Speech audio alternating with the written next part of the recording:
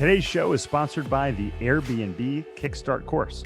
My wife and I started our first Airbnb here in the last year, and we've come to love the ability to earn more money than we would if we had a long-term rental.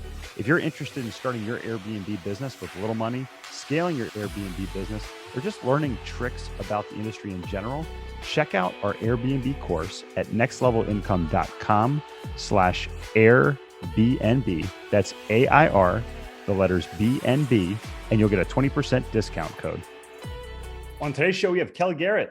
Kelli believes strongly in the notion of not having all of her eggs in one basket and therefore regards multiple streams of income as a must-have. After 18 years of self-managing her rental portfolio and flipping hundreds of single-family homes, her current businesses today include a commercial rental portfolio, an ATM business, and a hard money lending business called Rehab Wallet. Kelli is also a four-time All-American women's college basketball player. She's in the Hall of Fame at Easley High School, as well as the College of Charleston, where her number 14 jersey hangs in the rafters of the arena as women's basketball all-time leading scorer.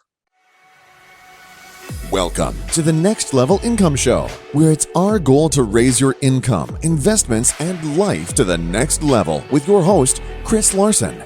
Get your free copy of his book at nextlevelincome.com/book. Also, if you're an accredited investor, check out the Invest link to learn how to gain access to institutional quality real estate opportunities. Kelli, welcome to the show. Thanks, Chris. Thanks for having me. Absolutely. This is exciting. Got to see you in Charlotte here not too long ago. And we even got to meet Shaq, which, I mentioned a little bit of your basketball background in the beginning. And that's probably, I think that's a great place to get started. I would love to hear, a little bit, Kelli, how you ended up, running Rehab Wallet and, kind of what led to that, as well as your sporting background as well. Well, it's kind of what got me to Charleston, if you will. I decided to choose a mid-major school to play ball out of small town in Easley, South Carolina, upper part of the state of South Carolina, and got recruited to come to the College of Charleston and just fell in love with Charleston, as many do. And basketball was my life for a long, long time. As a college athlete, student athlete, it kind of, stays in your blood, still is to this day. My body can't do it like I used to could do it, but it's definitely part of my life and always has been. So chose not to take the coaching route. Came from an entrepreneur family, so always wanted to kind of move in that arena. But after basketball, I'll show my age, in '89, there wasn't a lot going on for women's basketball at that time. No WNBA. None of that kind of stuff. Had some chances to go overseas, chose to do that. Not enough money. The league wasn't big enough back then. And so got into the working world. And, I come from a small town, farm community, and ended up just staying with that hard blue collar work and chose UPS right after college and ended up UPS for 12 years, kind of like just sharpening my tools. I came from a real strong, hard work ethic between basketball and my dad. Growing up on a small farm, you didn't have a choice but to work hard. All three of us, all the kids work before school, after school, before practice, after practice. And so blue collar work comes super natural to me. So UPS was just a very easy me to feed into because of the hard work to get started there. So UPS took me and then I ended up getting into management and running the corporate ladder. And again, just gave me a lot of experience and a lot of education on management, on processes. At UPS, 100% effective is not good enough. We'd run 125% effective. So that kind of just kept sharpening my tool of processes and procedures kind of thing as a young woman, and also managing union employees was not as easy as some people might think. The South is a little easier to deal with the union than the North, but it was very challenging at times. Being a 21-year-old, 22-year-old female managing 300, 400 union employees was not it definitely helped me quickly understand what it takes to lead a team. And so that into my entrepreneur world. I decided after 12 years, it was time to hang up the Browns. I ended up being in Newark, New Jersey, and I think I had just decided, you know what? I love the Carolinas. I want to get back home. Newark will do that to you. As soon as I got off the plane, it was registering in my mind, like, what am I doing? So I came back home, came back to the Carolinas, and just started my entrepreneur journey of real estate. I opened a mortgage company back then in 2000. It's a long story, but 2000, 2010, a traditional mortgage brokerage. And we had locations all over South Carolina. We had Greenville, Columbia, Hilton Head, and Charleston. And so, that kind of just gave me the education to buy real estate. And that kind of like in tandem allowed me to start my real estate journey. So, and then that kind of led me into, meeting people, networking. Cut to 2020. I was just buying a bunch of real estate and sitting on probably 300 or 400 units of my own, actively managing. And 2018, I just kind of decided that I'm going to sell these things off. I'm going to pull this money, and I'm going to do two things. One, I was going to start some private lending because I had the mortgage experience. And two, I was going to start investing passively. I had met, and obviously we have the same relationship, but I had met Dan, Danny, and Brandon, more so Danny, because Danny lives in Charleston. We all network in the same community here. And so I had met him and started investing with passiveinvesting.com. And then secondly, I was taking the money and lending it out privately. And so one day, Danny and I, we kind of geek out about once a week. He and I, one of his kids, is according to what he's got with him, Winslow or Cecilia, and George, his dog, myself, would go for a walk. And we call it our dream walk. We walk every week, and for about an hour. And one of those dream walks flourished Rehab Wallet. And I just had said to him on one of our walks in 2020, I said, Danny, my phone is ringing off the hook for this private lending. And I got the phone ringing, but not enough money to lend out. And I asked him, hey, are y'all interested in raising money? I can lend it out at a much higher speed and pace than I am my private bucket. And so that's where Rehab Wallet was formed. And 2020, we did, and from June to December, we did 10 million. And in 2021, we did 51 million. And we're on pace this year to do 100 million. So amazing. We have just between just being able to raise it and the relationships that I have. I flipped for 18 years. So I know these guys and gals in this networking community here. And we've put in about 70% of that money in South Carolina. So networked here strongly. I have a great team behind me at Rehab Wallet.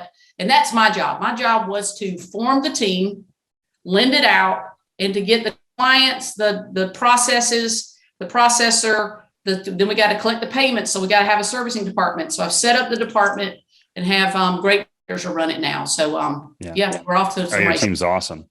And they love you. It's so great to see everybody and how they work in harmony. We have a great team. I'll tell you what, that intro was fantastic. You made my job really easy today because we just need to go through all the pieces that you put through. I want to dive into the business, Kelli, but really I want to start with the sports. And I think you were probably at a little bit higher level than I was. I always say I was lucky because I was good enough to not go pro, but good enough to race with the pros and experience that. And I think there's a lot of things that athletes bring to the business world. What are some of the things that you think? I'd love to hire athletes. What are some of the things that you think athletes have and learn that really help out in business? Great question. Time management. Think about a student athlete. We're getting back off the bus or the plane at 3 a.m. and got to be back in class at 8. Nobody's waking you up. From time management to how to handle pressure. You ride bikes. I play basketball, be on the foul line with 2 seconds to go in the game and the game's on your shoulders. If you're that athlete that gets the ball at the end of the game, being able to handle hitting it or not hitting it, and handle that pressure of having that team and all your teammates. And it's unfathomable at 16, 17, 18, 20 years old. And we just take that. And so the pressure of life or the pressure of business comes just so easy, to be honest with you. I don't think about it so much now as pressurized, because to me, pressure was that foul line, or coach saying, okay, running the play, and it's on you, Kelly. Sometimes you hit it, sometimes you don't.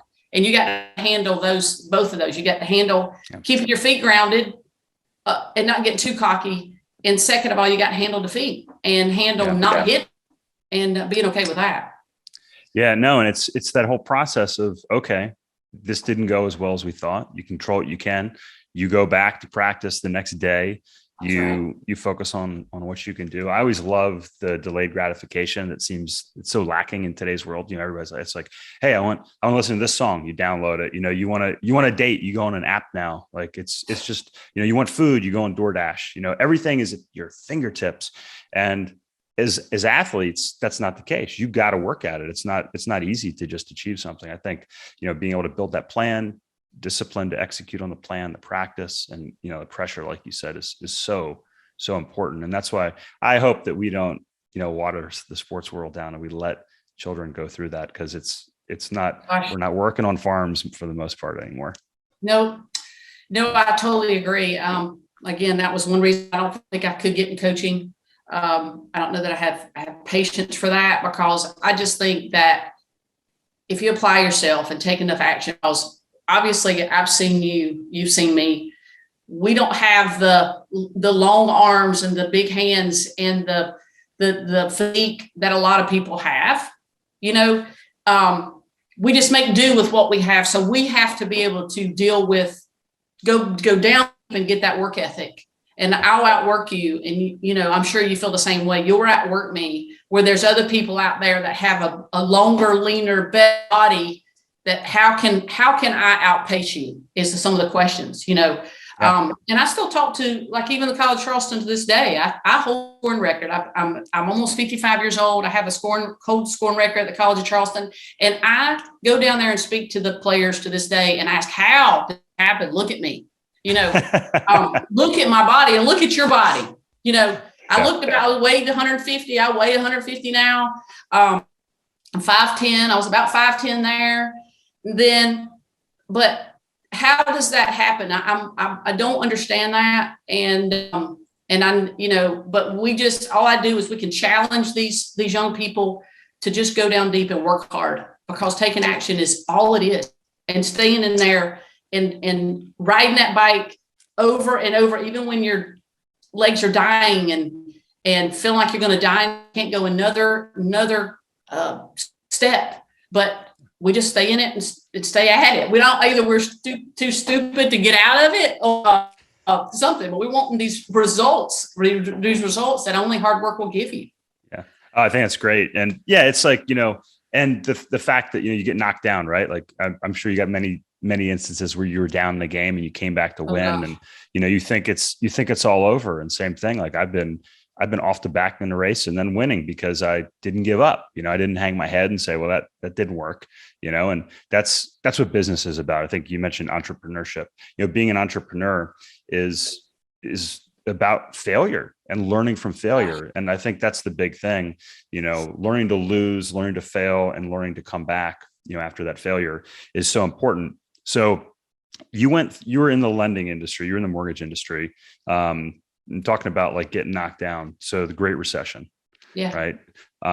Walk me through, some of the lessons that you learned during that period and how you're now able to apply those, when you're working with a borrower.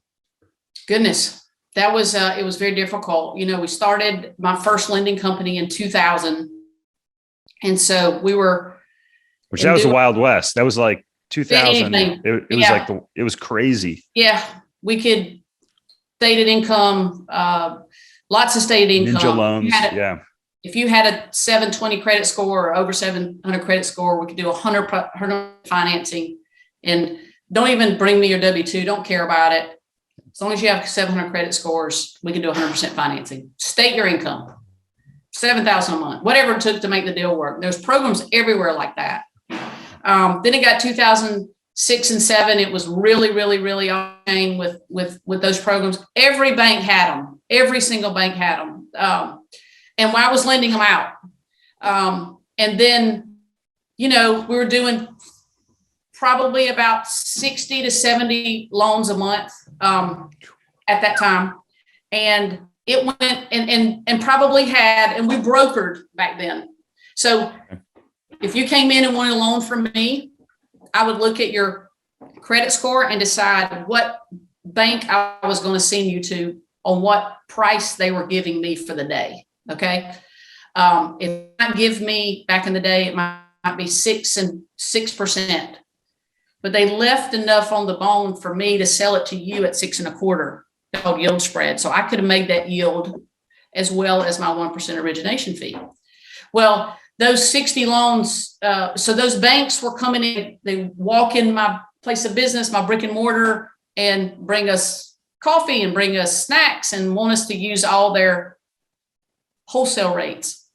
I can't tell you how many would come in and just face to face, hi, use us. Chase Manhattan, IndyMac, just Bank of America, all of them. And so then it went from that to 2000, let's just say around 2009, late 2008, 2009, where maybe I had to go to. They quit lending. They quit lending and definitely quit lending these wholesale rates. So and then on the flip side of that, I went from closing 60 loans a month to 2 to 3. So definitely lots of constriction and restriction, everything just constricted during that time between rates and people that wanted to even make a move, because when rates go up and fear comes in over the TV and the news, then most people that don't understand financial literacy just completely don't do anything. They go in hiding. And that's what happened back then. So my mortgage business, I was able to sell it. I was able to sell it to a group, because if you did not do FHA back then, and I did not do FHA, you were left with slim pickings. So FHA was a government lending group, of course. And so I sold it to a big government lending company in Columbia, South Carolina. They took some employees. I just didn't want them to lose out, and got out of the business at that time. So yeah. I also was an investor, and was dealing with after repair values going cut in half. These values, were definitely trimmed 30, 40, 50%, even in Charleston. Yeah. So it was definitely a difficult time. Yeah, it was. I mean, I saw a lot of friends lose everything, and we were fortunate with some of our stuff, but yeah, it's amazing. And I think even back then you could almost see it coming a couple of years out. It's like what the heck is when you watch what's the Michael Lewis book where they talk about oh shoot, I can't believe I'm blanking on it, but they walk through Wall Street and how, they were taking advantage of the situation. They do the interview with the stripper and she's like, oh, I got like, yeah. Gosh, now I'm blanking. Yes. It's the perfect example of what happened. It's the perfect example of, Wolf. Gosh, I'm pulling it up. Okay. Right you now. got to, I'll have it. Yeah. I'll have it. Cause I love Michael Lewis, and he's got so many books out now. And I know there's people that are listening. They're shouting the name on here. They are. But so, we went from The Big Short, Short. Yeah. So you see, and it's crazy. Like I go to these meetups and these meetings and people are like, oh yeah, like I'm doing this and that. And same thing. Like I call my mortgage broker, and she was Countrywide, and she'd be like, well, hey Chris, we got good credit scores, still do. And she'd be like, all right, just, fill in this and that. And it's like, all right, well, don't you need, she's like, oh no, we're good. I was like, this is crazy. So you could see, all this momentum building. And, one of the rules that we follow now with our personal portfolio, as well as the bigger projects we do, as you're familiar with, Kelly, on the commercial side, is we we try to maintain a nice conservative loan to value of 75% or lower. What are you seeing in your market? Like what type of, and you mentioned after repair value. So I know people hear the term ARV. Yeah. Maybe let's start there. What is ARV? What is hard money lending real quick for the audience? And then, how do you evaluate, an appropriate amount to lend out in today's environment? Today's environment has changed probably in the last 30 days. Let's just say it's very fresh and new. Market has changed. So we have been watching this again. If I did not, I would not be leading this company properly if I wasn't using my experience and a little conservative for the last probably 6 months. We've been kind of seeing this coming. I guess we've all thought the top was 2 years ago, a year ago, whatever. And I never knew when the top was, but I knew that this too shall end. I kept saying that this too shall end. We're not going to be super aggressive going outside of the Southeast. There's no need for us to go out of the Southeast. There's no need to really go out of the Carolinas and Georgia and North and Florida, maybe. And what states are your borrowers currently in? They're in North and South Carolina, Georgia, Florida. Gotcha. Yeah. We have a few flyers that with very strong multifamily guys. We have probably about almost 4% of the fund in a small multifamilies in Michigan with very strong operators. So, but besides that, 97% of the fund is in single family. Average loan amount last month was 155, super conservative. Loan to value is 70% for most. The max we go for our VIPs is 75%. And that's the max, not 75.1, not 75.2. That is the max. So you can't talk me into it. Nobody can talk me into it. I wouldn't be leading this company right if I kind of got away from those guidelines. We're not speculating. Speculators, just some of your friends probably that got in trouble back then, some of my friends that got in trouble back in the recession, we're the ones speculating, and we don't need to speculate. Fortunately, the fund is just big enough where it can be in areas that I know most of. The VIPs are people that are coming back 2 and 3, 4, 10, 12, 15 times. I know them. We're networked. I see them monthly. I facilitate a networking group, an REI, or some people call it RIAs. It's really, we're not part of an association, but we call it REI Central. We meet monthly here in Charleston. There's like 80 fix and flippers, landlords, entrepreneurs, multifamilies that come, and that's our group. So we're listening. Our ears are to the street every day. I coach also. There's 3 of us that coach. And again, I stay super networked, listening to what's going on, because I don't flip anymore, but I want to know what's going out on the street to hear and to make some decisions what's best for Rehab Wallet. Yeah. And I'm sure some of the audiences listening, Kelli, saying like, why would somebody come to Rehab Wallet for one of these hard money loans instead of just going to a bank? What's the advantage? Well, first and foremost, the banks are going to take 30 to 45 days to close a deal. Easy. And as a flipper, if you're going to get in a deal, anybody knows that time is of the essence. We can close, I've closed in like less than 12 hours before, but that's not the norm. We can close typically in 36 hours, or 72 hours after we get title work back. So if your attorney is able to get title work back, I can close in 72 hours. So in those numbers change. It could be 36 next month. It could be 72 this month, but right now it's 72 hours because we have a lot of business coming in. But I can close super fast, 3 days. So that's one thing. The other thing is we're a true asset-based lender. I'm not pulling credit. That is not what we do. I care about your experience, and I care about the asset. We have very low documentation, so borrower and the asset needs to be the most important thing to me. If I had to take it back, I always look at it, and my director of sales, who has worked in the mortgage industry for over 20 years, worked for me back in my other lending company. I plucked her from Wells Fargo about a year and a half ago. And she was my right hand back in the day. She knows how we think the exact same way. So her ability to decide of who's going to get this loan and who's not going to get a loan goes back, because she also was back in the recession. I wanted somebody who was originating our deals to have felt the pain of what that felt like. You can't understand it till you're in the trenches during that time. Yeah.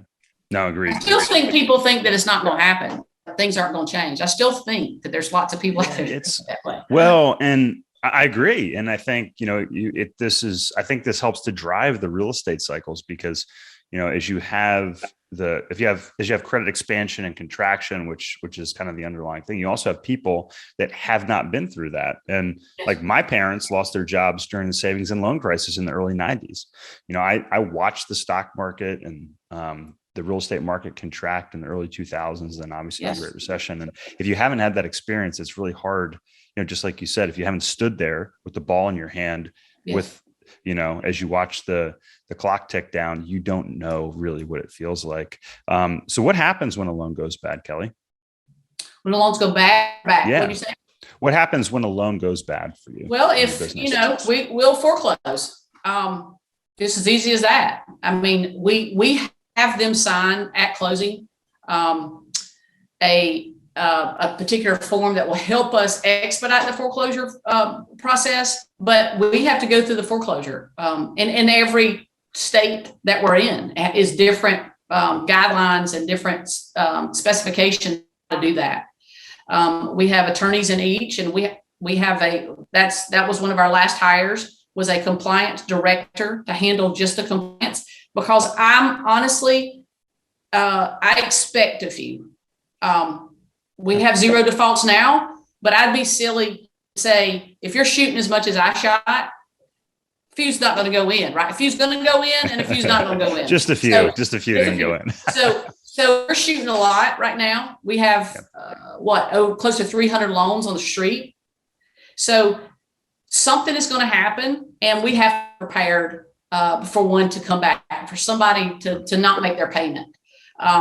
So we just have to be prepared for it. And that compliance department has a rock star, was able to get her with a strong resume, knows how to deal with people. Anyway, she was a great hire, and is able to kind of follow up with these people that maybe are late on their payment. Fortunately, we have very little of that right now, but I'm expecting some of this to possibly happen. If it doesn't, great. But we're preparing in case. Yeah, no, I love it. And I think that's where, some of the other hard money lenders out there, they don't have the experience that you do in flipping. I mean, you just said it. You just very matter of factly foreclose, you take it over, what to do with it after that. Yeah, totally. If we were to take it back, what happens really is that we have one of two. One would be the attorney represents us at the foreclosure auction sales, of which I've been to hundreds of them. He will represent us there. And somebody will buy that from him for our loan amount plus fees, plus back interest, et cetera. Yeah. If somebody there, investor doesn't buy it, we're at 75% max. And let's say the market has come down 20%, and we're still all I need to do is get my loan amount back to make it whole. Right. So if I had to take it back and call contractors or whatever, and just put another department in our business called the flipping department, or bank owned. I mean, back in the day, they're called REOs, real estate owned by the banks. If I had to take it back, I just set up another department and do that. Yeah. Yeah. No, that makes sense. And I think, that we're still in a housing shortage. I know this is what's driving a lot of the business that you see out there. Yeah.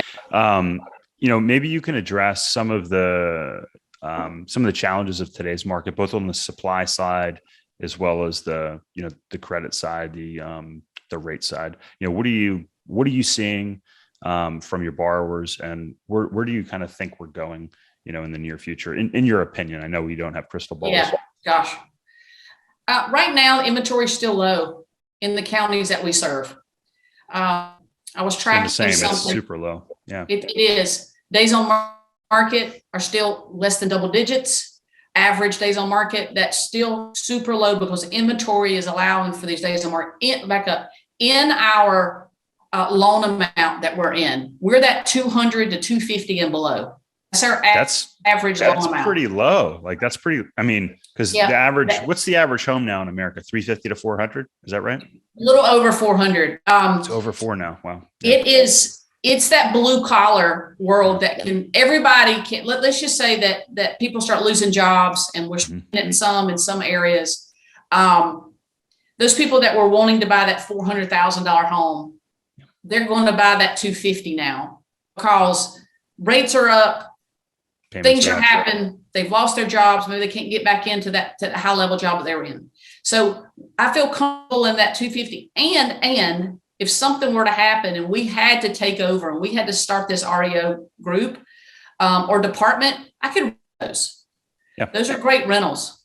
Yeah. And so I still see the inventory super low. If foreclosures, I have a great friend. Actually, he worked for us in my lending company back then, actually worked with me at UPS. Now he's a big dog at Wells, runs the foreclosure for corporately for Wells Fargo. So I was talking to him last week, and he was like, get ready. We're seeing foreclosures up 38%. Just in South Carolina, up 38% in foreclosures last year versus this year. So that's significant. And if we see the flood of foreclosures come on, our inventory can change a little bit. It'll be in different counties. So we have to drill down and know what areas that our borrowers are investing in first. Drill down into those counties and see, how many foreclosures are going on in counties, because that will change the inventory. When we start seeing this rush of foreclosures come up, our inventories will win some, or bankruptcies come up. Yeah. So that's a little bit of some 411 about that, little information. Where it's going, I just say that everybody needs to either do what they're doing now that they're really good at. There's times in your journey, in your career, where you take chances and you speculate. Right now just might not be that. Just doesn't mean you sit on the sidelines, not get in the game. It doesn't tell you not to keep shooting. It just tells me now to take the shots that I'm super, super comfortable with. But shoot a lot in that arena, stay there. You have the team. It's just not something right now that I would be taking more aggressive approaches to. That's fantastic advice for anybody in really any area right now. Any area. During this, you pull it in a little bit. You stay a little bit tighter in your lane, and there's, like you said, there's times to take those risks, and this isn't. Yes. This, in my opinion, is the same. It's not quite that time. I want to shift gears a little bit, Kelli. I love the work that Danny does, Danny Randazzo. We've had him on the show. He shared his children's books. He's also joined you in writing a book, and we can see about half of it there in the background. Oh yeah. I'd love for you to share. I keep it on my desk. It's called The Roadmap to Financial Success. I got a copy, but I need one signed by you guys. So maybe you could share. I'll have somebody send you one. You're the best. I was very happy to do that with him during COVID. Yeah, it's fantastic. So share the roadmap for financial success. Maybe you can give us a quick snapshot, and then love to share with the audience how they can get a copy of it as well. Yeah, it's really just a simple booklet. That's what we called it. From how to actually financial literacy, and I think we just have a problem with that with our children, to even adults. I think there's a big gap that we forgot in our world in our day-to-day to share on a daily basis. We just, between our schools and our churches, just forget to talk about this. Money is not everything. It totally not. It isn't to gain happiness. But my goodness, it allows us to give more, to help more. And that's kind of like what this book is about. But it is a few little chapters, and it really talks about the true roadmap from having a GPS. If you don't have a GPS on how to get there, you tend to go down the wrong street or what. So it kind of talks a lot about theories with a GPS. It kind of goes along those routes. And just showing you a true roadmap and having to go from 0 to whatever number you want to be. You know, Danny and I are 30 years difference in, 25 years difference in age, right? He'll be a billionaire. There's no doubt in my mind that he'll be a billionaire. That's not my goal, you know, but that doesn't mean that whether I want to be, you know, the amount of money that I want to make works well with me. I kind of go back to basketball and sports. I can score 22 to 25 points a game in the mid-major schools, right? I don't know, I don't know what I've done at a SEC school. I don't know. Let's hope that I could have scored that many points, but I know I can score a lot of points, right? That mid-major. And we just talk about, both of us, where we start and where we're ending up, and which two different angles, but it's the same thought process. Our main thing, and Danny helped me with, I helped him a little bit with life experiences, I believe. That's about all I can help him with, because I scored way low on my SAT. I was a college athlete, and he is super smart. So I'm not sure really what I help him with, but we have a great relationship. He's helped me with realizing big enough platforms to play on. That'll make a difference. Like, you only have, let's just say, 10-hour a day to work, 8 hours a day to work, whatever amount of hours you want to work in a day.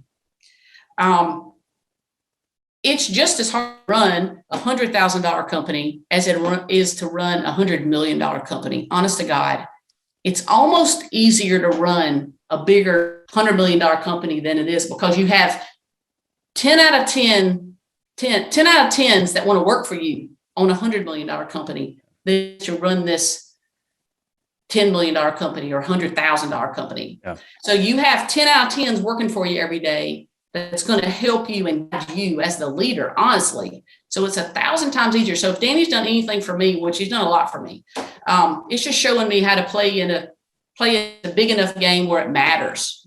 Put your efforts and energies at the big enough games, because he's a smart, young, wonderful man. He is sharp, very sharp. They all are. Don't get me wrong. Dan is just as sharp. Yeah, no, they all are.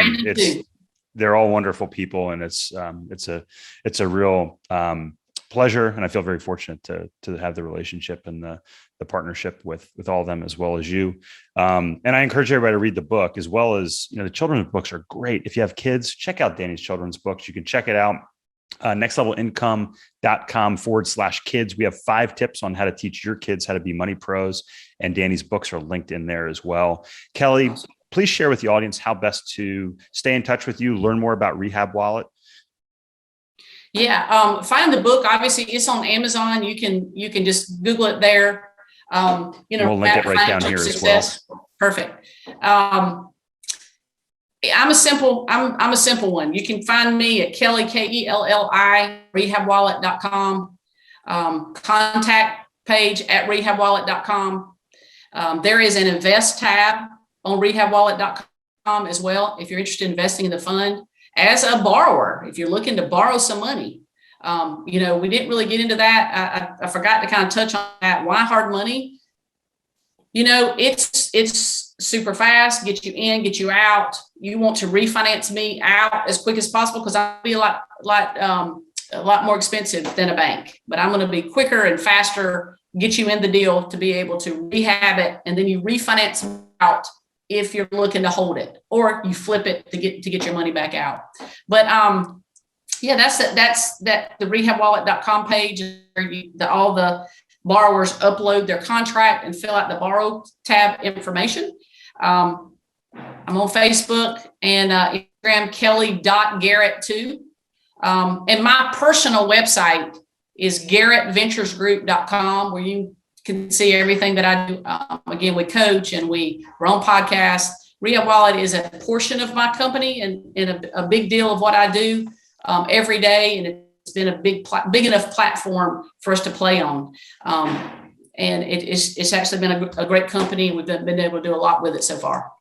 That's been fantastic. And you also learn more by going to nextlevelincome.com. Click on the invest link there as well. And Kelli, thank you so much for sharing your experience, your story, and all these little tips and tricks that I think can be applied, whether you're young today or even whether you're more advanced as we are in our careers, shall we say. Yes. Chris, thank you so much for what you do for passiveinvesting.com and Pick Fund, our fund at Rehab Wallet. Appreciate all that you do. If you ever need anything, you know where to find me. Thank you. Absolutely. It's been my pleasure. Thanks again. All right. Talk to you soon. Bye. Hey, Chris here again. I hope you found this episode valuable. Now, I have one more thing to gift you. We have a page for my coaching clients where you can get a free copy of my book, as well as much more from previous guests on the show. Just check out nextlevelincome.com/coaching to get a free copy of my book, audiobook, and much more. I'll send you a copy of my book and cover all the shipping costs as a thank you for listening to the podcast. Also, please like, share, and take just 90 seconds to give us a rating on Apple Podcasts.